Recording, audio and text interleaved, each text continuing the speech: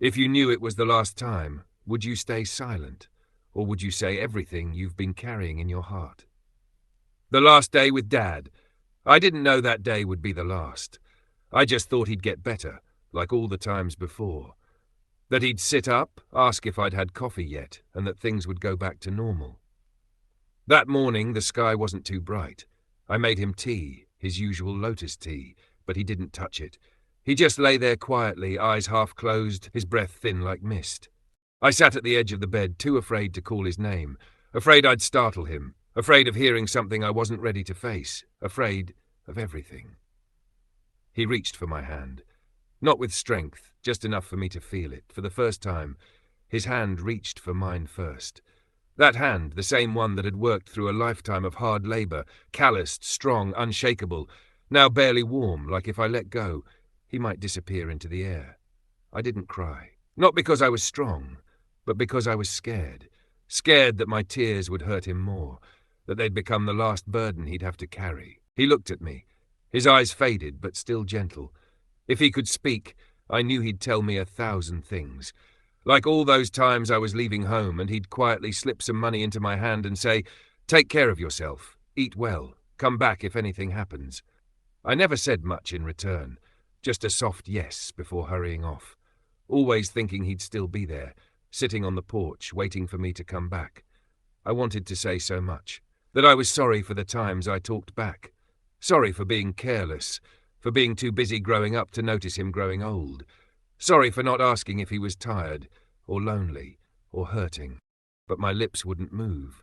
Only his hand remained in mine, cooler with every minute. I remember the last time he smiled. I had told him a story about falling off my bike. He didn't scold me. He just asked, "Did it hurt?" I said, "No." He nodded and smiled with his eyes. Back then, I didn't understand why he didn't get mad like he used to. Now I know, when death feels close, you don't want to waste your energy on anger anymore. He passed close to midnight. I was still sitting there, holding his hand. No one else was awake. I didn't scream, didn't call anyone. Everything was quiet. Too quiet. So much so that I thought he was just sleeping, a deeper sleep than usual. Until his hand let go. The next morning the house was still filled with sunlight. His chair was still there. His ceramic mug still sat on the table. But he was gone. I walked through the house like a ghost. I brewed another pot of tea, but no one drank it. I opened his closet. His scent still lingered, but his presence had already faded from the corners of the walls. For days after, I didn't speak to anyone. I just kept remembering his breath, the little sounds he used to make, and the final glance he gave me when he held my hand. Dad, if I could return to that morning, I would say everything. No more holding back.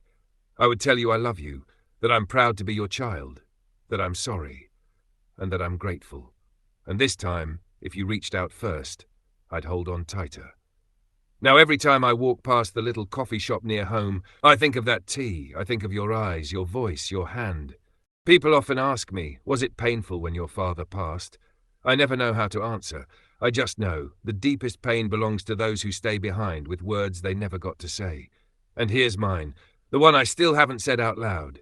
Dad, I miss you so much. This story is for anyone who never got the chance to say what mattered most. If you still can, say it today, before everything becomes the last time without you even knowing it.